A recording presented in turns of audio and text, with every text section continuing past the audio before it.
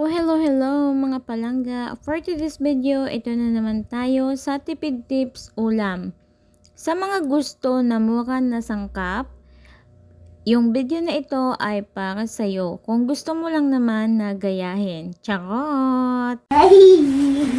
Ang ulam natin ngayon mga palangga ay tokwa sisig ng aking Habibi Loves. Siya po yung cook today mga palangga kasi version niya yan, ang tokwa sisig.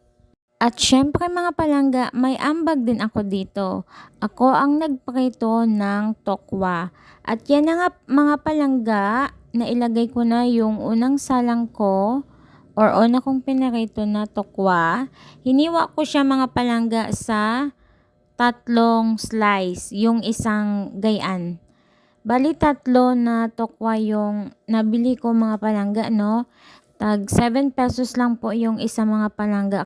At ito na nga siya mga palangga, after ko prituhin, in-slice ko na din siya at gayaan po yung aking pag-slice. Depende na lang po sa inyo kung paano nyo i-slice yung tokwa nyo. So ito na nga mga palangga, meron na din ako dito sibuyas, bawang, siling green at siling haba. So, na-prepare ko na lahat mga palangga yung ingredient ni Habi at ito din ang kanyang ilalagay, ang mayonnaise na ganyan. Depende din po sa mayonnaise kung ano yung klaseng mayonnaise ang ilalagay nyo. Meron din siyang pamintang durog at itong oyster sauce na paubos na at saka ang Century Tuna mga palangga, hindi sponsored yan, binili ko yan at meron pang ang price. So, yan lang mga palangga, na prepare ko na lahat ang ingredient. At syempre, time na para si Habi ay magluto. At ito na nga mga palangga, for the gisa na ng bawang at sibuyas si Habi Loves. So, ayan yung una niyang ginawa. Ginisa, areng, sibuyas at bawang hanggang sa mag-golden brown bago niya ilagay ang kanyang tokwa. At ito na nga mga palangga, nilagay niya na ang tokwa. Siyempre, halo-haloin niya ulit o isasangkot niya ulit yan. At ang next niya na ilalagay dyan mga palangga ay ang century tuna mga langga.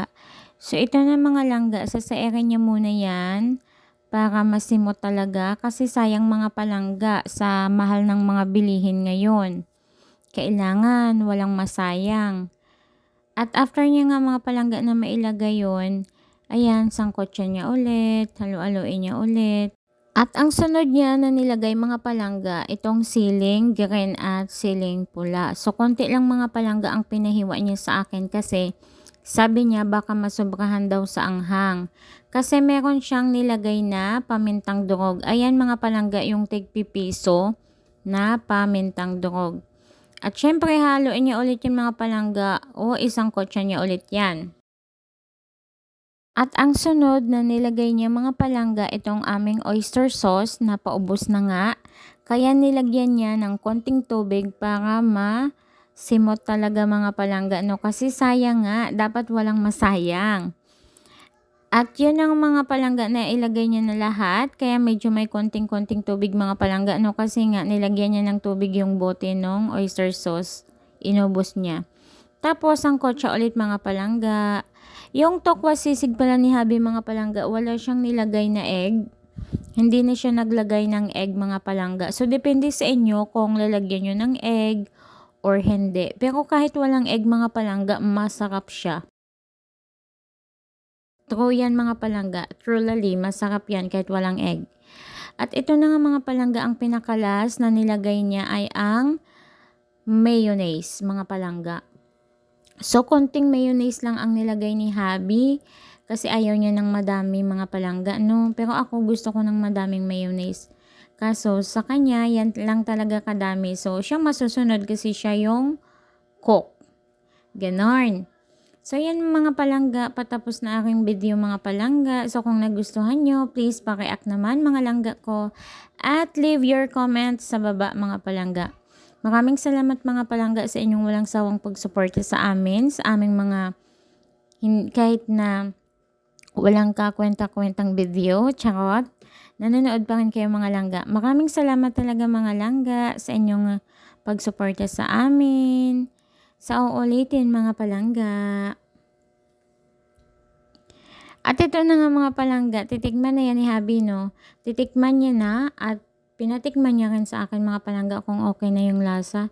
So goods na ang lasa mga palangga, kaya done na ang kanyang pagluluto. So ganun lang kasimple mga palangga ang pagluto ng tokwa sisig. Depende po sa inyong mga palangga kung paano nyo lutuin yung tokwa sisig. Pero sa amin or sa kay Habi, ganyan po siya magluto ng tokwa sisig. So, yun lang mga palangga. Maraming salamat. Hanggang sa muli. Bye!